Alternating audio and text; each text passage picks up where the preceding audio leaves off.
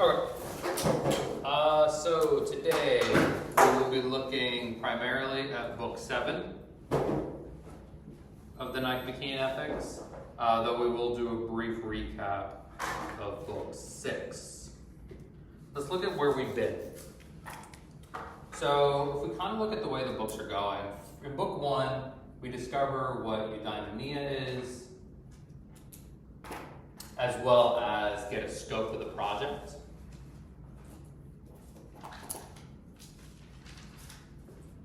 In Book 2, we get an account of virtue, or arete, in accordance with the doctrine of the mean. Books 3 and 4, we get some moral virtues. In Book 3, we do have a discussion about choice and deliberation. So the first half of Book 3 is about choice and deliberation, where the back half of Book 3 starts looking at moral virtues practically. Book 5, which we didn't really discuss, is a discussion of justice as a moral virtue. 6, we get our discussion of the intellectual virtues.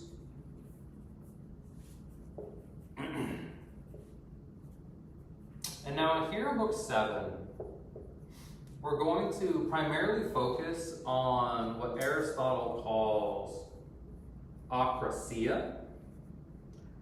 Here's it transliterated. Akrasia is an interesting phenomenon. It is a commonly discussed phenomenon in Hellenic philosophy, and Aristotle wants to flesh out precisely what this concept is, how it works, and how do we understand people along the spectrum. So, let's do a brief recap of Book 6, our intellectual virtues, and then we'll dive into Book 7.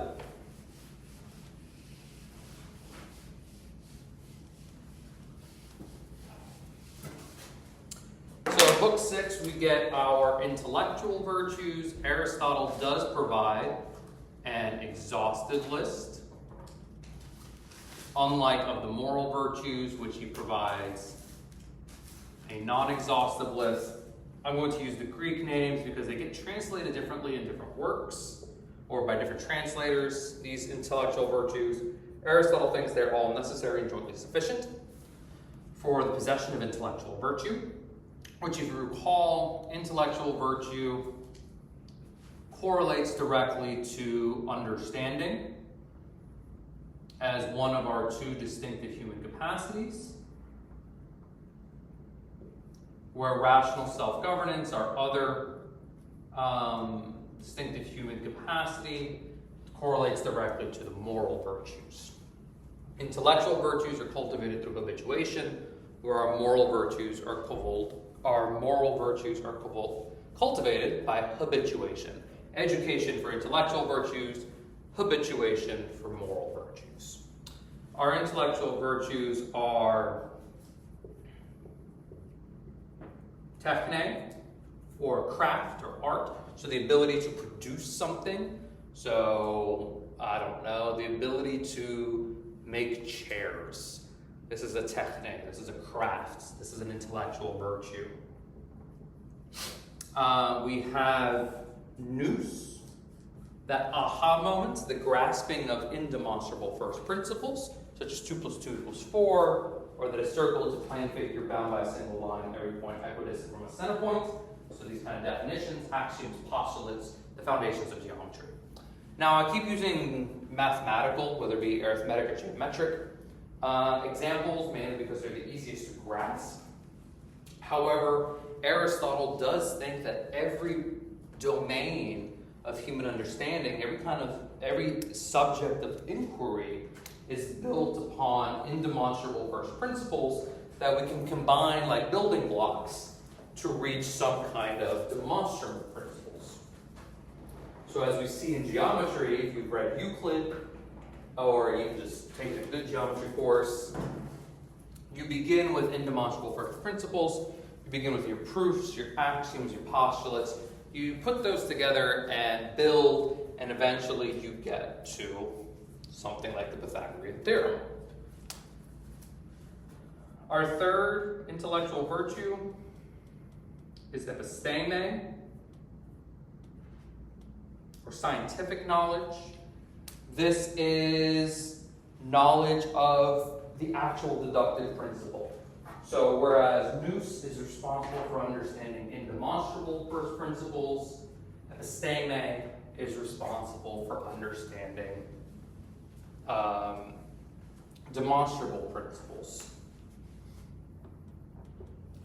We have our capacity of Sophia, or wisdom, philosophic wisdom. And philosophic wisdom, or theoretical understanding, is the conjunction of nous with episteme. So Sophia is merely a compound intellectual virtue, wherein which one understands, grasps the indemonstrable, but also grasps the demonstrable. This is what Plato calls dianoia, or thinking through. It is the ability to not only start with these indemonstrables, but it's the ability to work up to demonstrable and then work back down to the indemonstrable.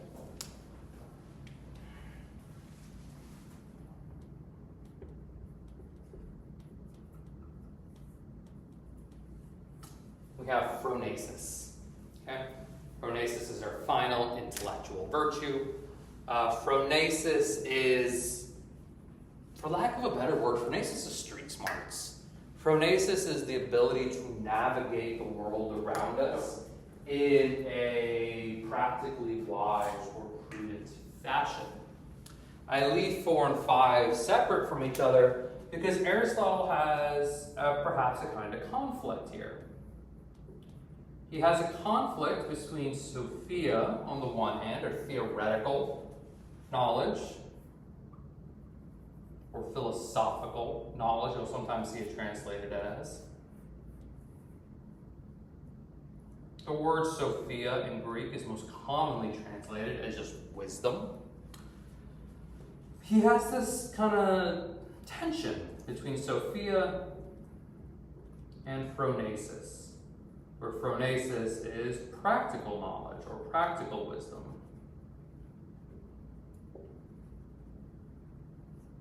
And as we discussed last time, the distinction between the two has everything to do with Aristotelian metaphysics. Aristotle understands, has an understanding of what he calls a part-whole relationship, okay, where Sophia is understanding of the whole, and phronesis, to the degree which one can, is understanding of the particular. We call it part whole. Sometimes you will see it, or more commonly you will see it referred to as the universal. Aristotle is explicit in the Metaphysics to say that knowledge is exclusively of the universal. There is no such thing as knowing particulars.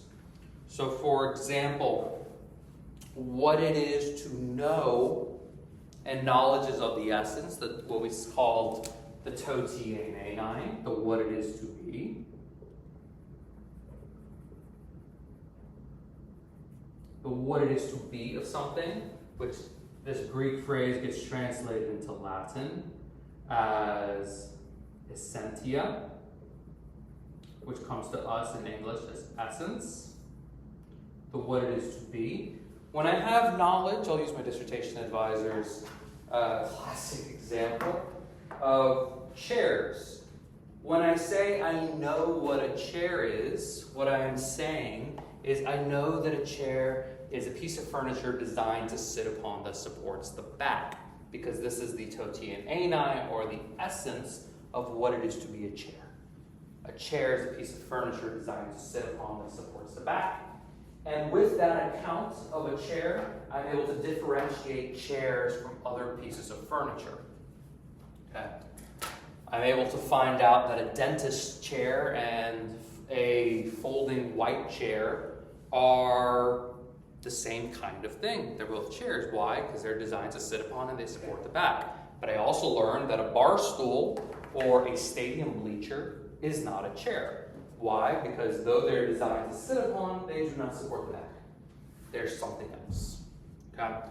So when I have knowledge or understanding, it is always of the universal, but nevertheless, the person of practical wisdom, what Aristotle calls the phronimos, or quite literally the man of practical wisdom. Don't get hung up on the gender. Greek is a gendered language, like many Indo-European languages, so this is kind of the default. What the person of practical wisdom, the person that is El Daimon, what they have the capacity to do is not just understand universals, not just understand essences, but perhaps more importantly, they can navigate the world around them.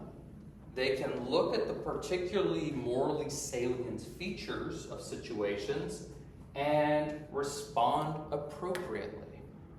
Okay, so for example, the phronimos, to use our example a few weeks ago, two friends are walking home after a night out. They see a burning building. One is an overweight IT tech, and one is a physically fit firefighter. The phronimos, the person of practical wisdom, can look at the salient features of that situation, what is relevant, and is able to make an appropriate decision.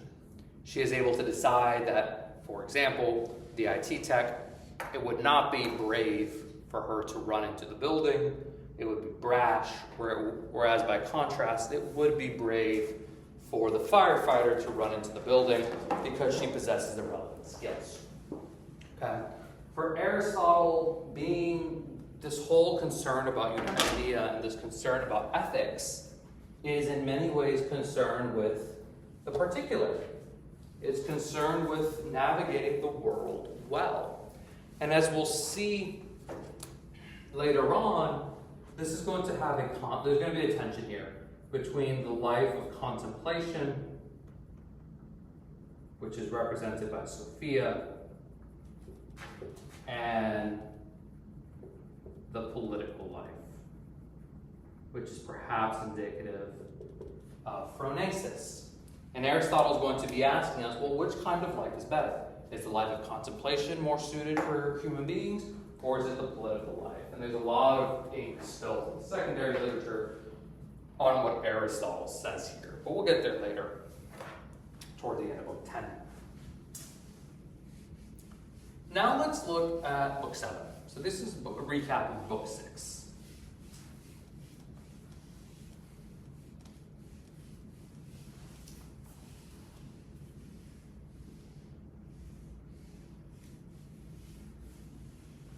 So Book 7 is primarily concerned with the phenomenon of acrasia. Acrasia is perhaps best understood as weakness of will. This is how we may think of it now, as kind of a weakness of will. And Aristotle is going to try to understand people. He's going to try to understand the way that people behave and what it is that drives them. And in the same way that Aristotle presents in Book 2, the doctrine of the mean, where virtue is the non-arithmetic mean between two vices, one of deficiency and one of excess, Aristotle is going to present a spectrum of people. Okay? On the one hand, we have the vicious person.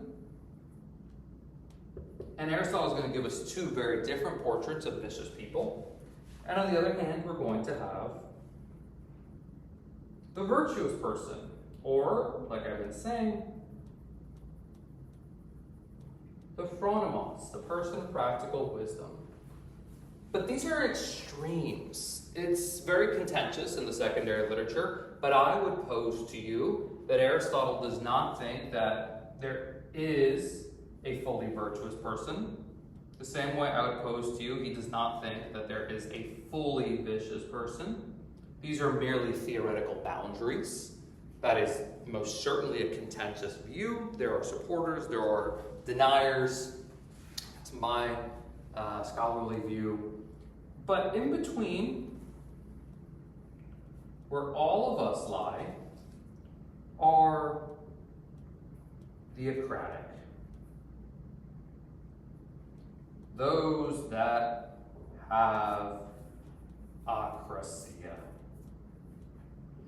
And what it is to be acratic is, honestly, it's just to be human. Is to not always do what is virtuous. Okay? And Aristotle understands it in two different ways. So we have knowledge.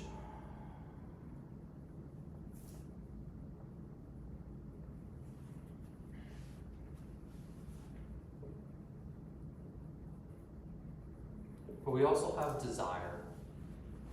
Okay? And there's two different ways in which we can be acratic.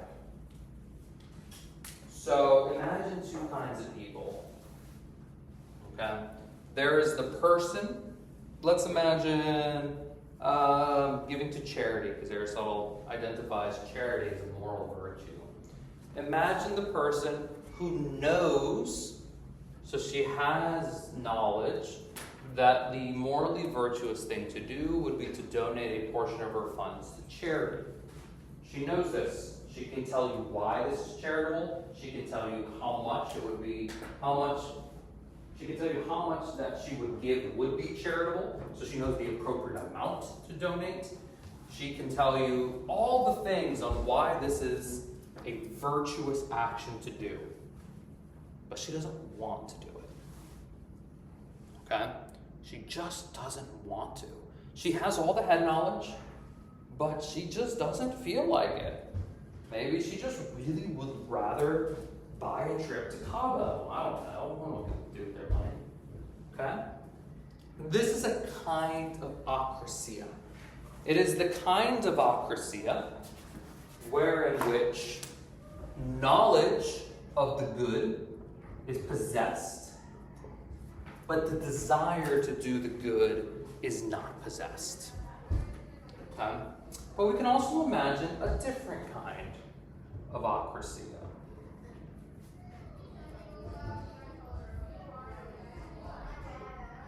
We can imagine a kind of acrasia where, I don't know, let's think of temperance, okay, with regard to food. So this is like every teenage boy's start when they first get into the gym and get into health and fitness. All right? They desire to be temperate. They desire to eat the appropriate amount, whether it be to lose weight or to gain mass. Whatever their desire is, they want to do it. They genuinely have the thumos, the desire to do it. But being a teenage boy, being way too influenced by fitness magazines and YouTubers, they don't have the knowledge. Okay? So as a result, this is perhaps a telling example, they do the stupid thing and they do the dirty bulk. They just eat way too much food, right? Because they think this is what I need to do to achieve the end.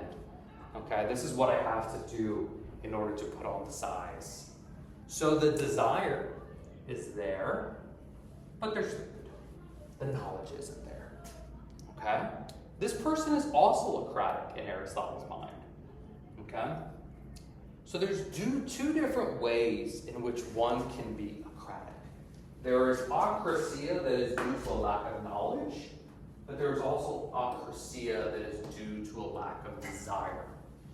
And so if we think about the spectrum here between vice, acrasia, and the virtuous, Aristotle thinks that vice, or being vicious, this is blameworthy. this is a bad state. Like we should, in Aristotle's mind, we should be completely shaming people that are vicious. We should do whatever we can to make their life socially terrible. Because they're just bad people in it. Not bad in a moral sense. Remember, Aristotle has no normative conception.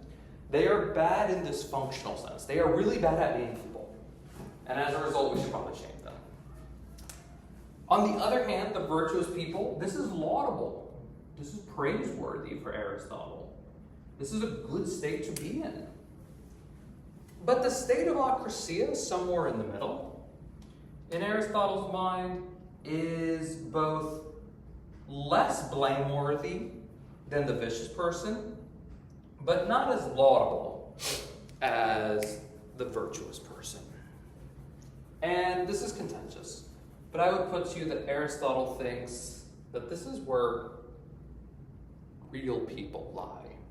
He uses Priam in Book 1 of the Nicomachean Ethics as an example of the virtuous. But note who he picks. He picks Priam, a person that, though in the Hellenic mind, I think the Trojan War is a real event, which we know it was a real event, not for the reasons of mythology, probably a tax dispute. But he uses this heroic figure. He doesn't use Plato. He doesn't use Thucydides. He doesn't use Thrasymachus. He doesn't use everyday people. He uses these larger-than-life heroic figures as the example of the phronimos. So I would put to you that in Aristotle's mind, most of us are somewhere in the middle, and we vacillate. We vacillate between doing fully virtuous actions and doing less than fully virtuous actions. So the fully virtuous action is one that is done for the right reasons. So we know what the virtuous thing to do is. We desire to do the virtuous thing, and then we do the virtuous thing. And this is the ideal picture in Aristotle's mind. In many ways, Aristotle is building here upon the works of Plato. I would put to you that Aristotle kind of misrepresents Plato. But Plato is dealing with, throughout the early Platonic dialogues, Plato deals with the problem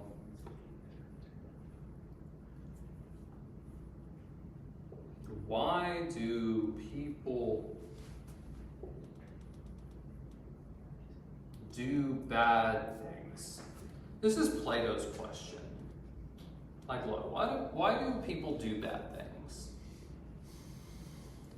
And we come to get what is called the practical syllogism.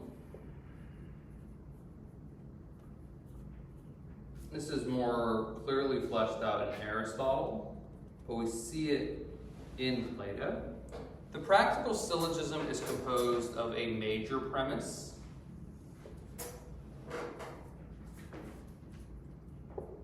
a minor premise,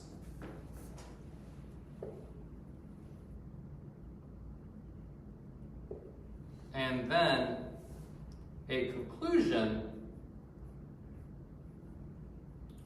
which also functions as an indication of behavior. And Plato begins with this fundamental assumption that is, all people desire the good. No one wants bad things for themselves. We all desire what is good for us. So the major premise would be, for example, X, where X is a universal, is good. We then have a minor premise of Y is X, therefore Y is choice-worthy. So a very simple example. Sweet things are good. Chocolate is sweet. Therefore, chocolate is choice-worthy, or chocolate is good. Okay? This is what the practical syllogism looks like. If we put it more in kind of terms we've been dealing with, we may say virtue is good, or to pick a moral virtue, I don't know. Temperance is good.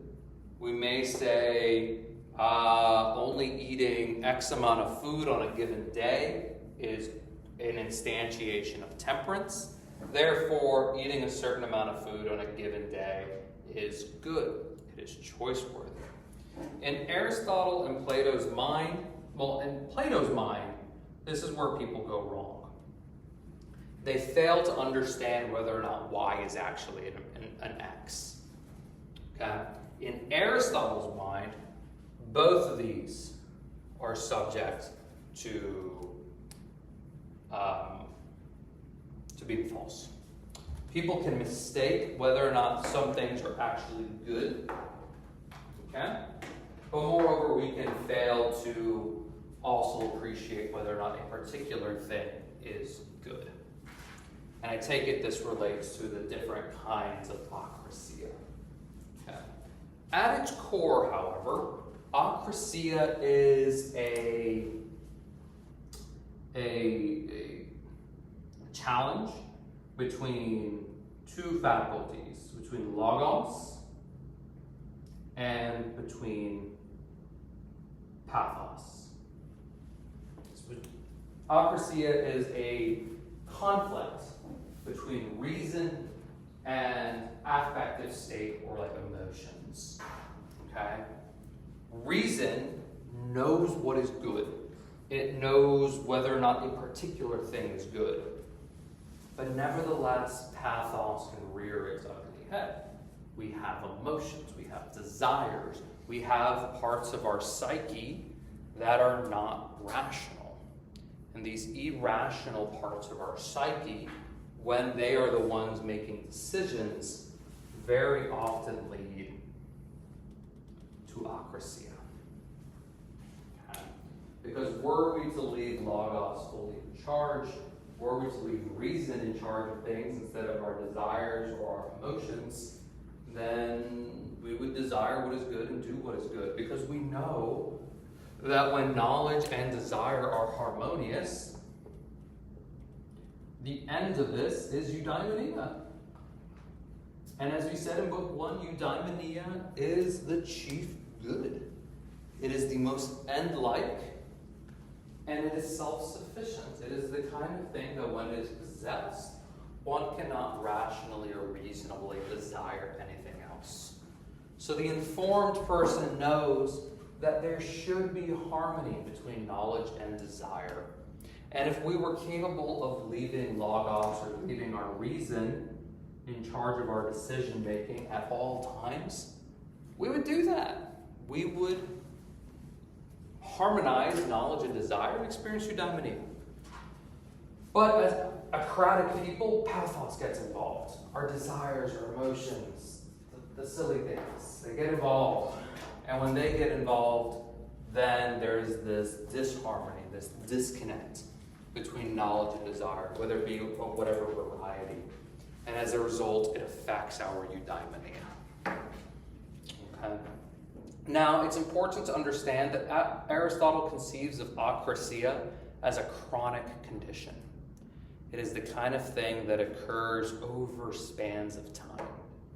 Acrasia, one is not acratic because one had a slip-up. One is acratic because one consistently has this struggle. Okay? In Aristotle's mind, the virtuous person is a person for whom there is no internal struggle. They always desire what is good, they know what is good, and they do the good thing. This is why I postulated to you that the virtuous person is a conceptual boundary. It is not an actual person. Because real people are not like that. Real people either fail to know what is good at times, like the teenage boy attempting a dirty bulk instead of being temperate, or real people know what is good but don't desire it, like the person who doesn't want to give to charity. All right, I'm going to pause there. It's a lot to take in on Book 7. Next time we will move on to Book 8, where in which Aristotle is going to discuss pleasure and the role that pleasure plays in the life that is eudaimon. Aristotle thinks that pleasure, while it is not the good, it is not the chief good, pleasure is a good. He thinks pleasure can be a very good indicator for the phronimos, or the person of practical wisdom, of what is choice-worthy. And Aristotle thinks that pleasure is a inescapable supervening factor, supervening feature of the life that is eudaimon. So the person who has practical wisdom and is experiencing eudaimonia, they have a pleasant life. Not only do they have a good life, but they also have a pleasant life. So Aristotle is going to flesh out the choice-worthiness and the pleasure aspect of a life of eudaimonia. But we'll do that next time.